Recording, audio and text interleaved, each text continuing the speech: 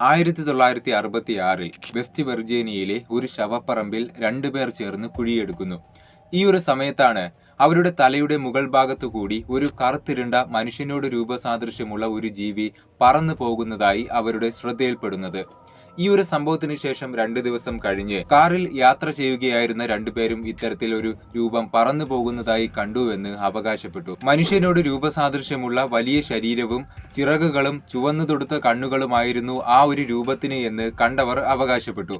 1966 ആ ഒരു കാലഘട്ടത്തിൽ വെർജീനിയയിലെ പല സ്ഥലങ്ങളിൽ വെച്ച് ഈ ഒരു രൂപത്തെ കണ്ടതായി പലരും പറയുവാൻ തുടങ്ങി. പിന്നീട് ആൾക്കാർ ഈ ഒരു രൂപത്തെ മോത്ത്മാൻ എന്ന് വിളിക്കുവാൻ തുടങ്ങി. എന്നാൽ ഈ ഒരു രൂപത്തെ കണ്ടുവെന്ന് അവകാശപ്പെട്ട െല്ലാം തന്നെ പതിയെ പല അപകടങ്ങളിലും മറ്റും പെട്ട് മരണപ്പെടുവാനും തുടങ്ങി. 1967 വെസ്റ്റ് വെർജീനിയയിലെ സിൽവർ ബ്രിഡ്ജ് തകർന്നു വീണപ്പോൾ 46 പേരാണ് മരിച്ചത്. ഈ ഒരു അപകടത്തിൽ മരിച്ചവരിൽ ചിലർ മോത്ത്മാനെ മുന്നേ കണ്ടതായി അവകാശപ്പെട്ടിരുന്നു. മാത്രമല്ല ഈ ഒരു അപകടം നടക്കുമ്പോൾ ആ ഒരു ബ്രിഡ്ജിന് മുകളിലായി ഈ ഒരു രൂപത്തെ കണ്ടതായും പലരും അവകാശപ്പെടുവാൻ തുടങ്ങി. ഇതോടെ പതിയെ ആൾക്കാർ മോത്ത്മാൻ എന്ന ഭീകരസത്വം വരാനിരിക്കുന്ന വൻ ദുരന്തങ്ങളുടെ ഒരു മുന്നറിയിപ്പാണെന്ന് വിശ്വസിക്കുവാൻ തുടങ്ങി. ഇപ്പോഴും വെർജീനിയയിലെ ചില പ്രദേശങ്ങളിലെ ആളുകൾ ഈ ഒരു രൂപമുണ്ടെന്ന് വിശ്വസിക്കുന്നു. സബ്സ്ക്രൈബ്.